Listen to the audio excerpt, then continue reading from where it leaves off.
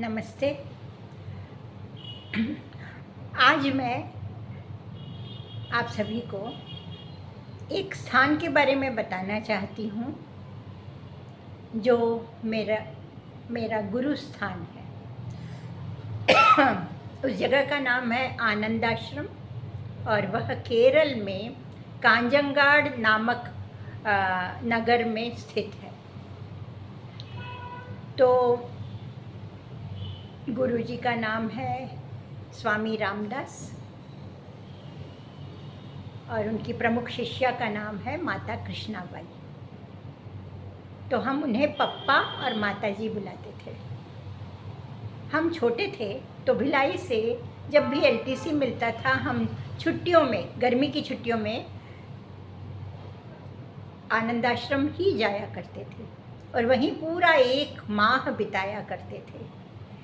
तो आम के छोटे छोटे पेड़ हुआ करते थे, मतलब कद में छोटे होते थे, तो हम आराम से उस पर चढ़कर बैठ जाते थे और फिर आम तोड़कर खाते थे।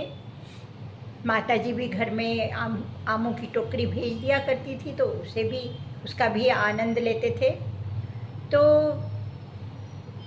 वहाँ पर आश्रम में जो हॉल था वहाँ पर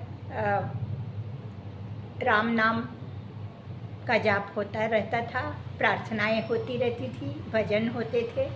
तो मुझे भजन का सत्र सबसे अच्छा लगता था और आरती का सत्र। तो वहाँ की खासियत यह थी कि वहाँ मैंने देखा मराठी में वहाँ की प्रार्थनाएं गाई जाती थी और जो प्रदक्षिणा होती थी ना गुरुस्थान की, वहाँ भी जो प्रदक्षिणा का गीत था वह भी मराठी में था, मतलब अभी भी है। और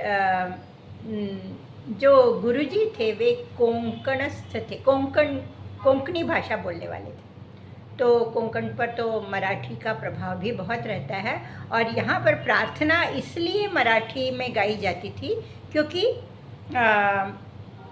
पापा ने अंग्रेज़ी में कविताएं लिखी थी और उस कविता को भक्तों ने मराठी में उसका अनुवाद करके उसे गाना प्रारंभ किया, क्योंकि इससे सहजता रहती है ना, समझने में भी आसानी होती है साधारण भक्तों को भी। तो बहुत ही सुंदर गीत हुआ करते थे और हारमोनियम पर जब वे गाए जाते थे तो बड़ा ही आनंद आता था।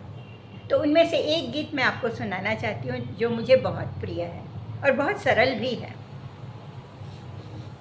तुझ्यामध्ये, मतलब तुझ में। यहाँ पर तुझ में कौन? हम में।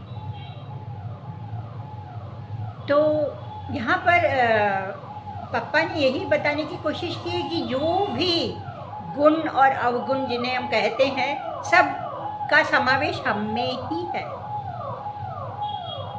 हम में ही सुख भी है तो दुख भी है, माधुर्य भी है तो कठोरता भी है। तो हर चीज़ हम में ही विद्यमान है। तो गीत इस तरह से है, आप आसानी से समझ जाएंगे। कुठे यानी कहाँ, तुझ्यामध्ये मतलब तुझ में। तो प्रश्न और उत्तर के रूप में यह गीत है। माधुरी कुठे ती तुझ्यामध्ये, कडूपणा कुठे तो तुझ्यामध्ये, सौख्य ते कुठे ते तुझ्यामध्ये, दुःख ते कुठे ते तुझ्यामध्ये, ज्योती ती कुठे ती तुझ्यामध्ये, तिमिरते कुठे ते तुझ्यामध्ये, प्रीती ती कुठे ती तुझ्यामध्ये, द्वेष तो कुठे तो तुझ्यामध्ये, उष्णता कुठे ती तुझ्यामध्ये, शीतता कुठे ती तुझ्यामध्ये, सत्कृती कुठे ती तुझ्यामध्ये, दुष्कृती कुठे ती तुझ्यामध्ये, सत्य ते कुठे ते तुझ्यामध्ये, अनृत ते कुठे ते तुझ्यामध्ये, ज्ञान ते कुठे ते तुझ्यामध्ये, अज्ञता कुठे ती तुझ्यामध्ये, स्वर्ग तो कुठे तो तुझ्यामध्ये, नरक तो कुठे तो तुझ्यामध्ये, देव तो कुठे तो तुझ्यामध्ये, प्रकृती ती कुठे ती तुझ्यामध्ये.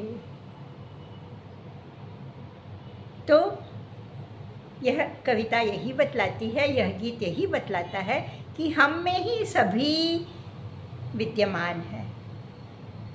अच्छे गुण भी हैं, बुरे गुण भी हैं, और विरोधाभासी जो होती है प्रकृति वह भी हम में ही है.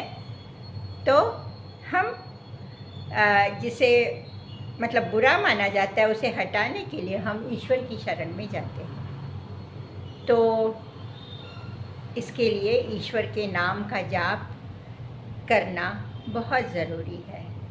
हाँ, इसी संदर्भ में मैं एक बात बताना चाहती थी. मेरे साथ क्या होता है कि जब मैं ईश्वर का नाम जप रही हूँ, विष्णु सहस्त्र नाम पढ़ रही हूँ या ललिता सहस्त्र नाम पढ़ रही होती हूँ, तो मन मुँह तो बोल रहा है, कंठ से आवाज़ निकल रही है, पर मन कहीं और भटक रहा है, किसी और के बारे में सोच रहा है, ईश्वर के बारे में नहीं सोच रहा है, किसी और के बारे में सोच रहा है. तो मैं सोचती हूँ कि यह कैसी उपासना हुई, यह कैसी प्रार्थना हुई. तो मैंने कुछ लोगों से पूछा, तो उन लोगों ने मुझे समझाया कि मन चंचल होता है, एक बंदर की तरह होता है ना, तो उसको बहुत ज़्यादा भटकने की आदत है. तो चूँकि हम इस संसार में आए हुए प्राणी हैं और मोह माया में फंसे हुए हैं, तो हमारा मन उनमें चला ही जाता है, मोह माया में चला ही जाता है, कुछ कुछ अन्य विषयों में के बारे में सोचने ही लगता है. पर फिर भी चिंता करने की कोई आवश्यकता नहीं. हम बस ईश्वर का नाम लेते रहें और धीरे धीरे अभ्यास से क्या होगा, मन धीरे धीरे नियंत्रण में आएगा और एक दिन हम उस मन को ईश्वर में पूरी तरह से लगा पाएंगे. तो ये बातें जब मैंने सुनी लोगों से तो मुझे बड़ा अच्छा लगा. तो तभी नाम जप का महत्व समझ में आया. और नाम लेना तो सबसे सरल है ना, सरल उपासना है. धन्यवाद.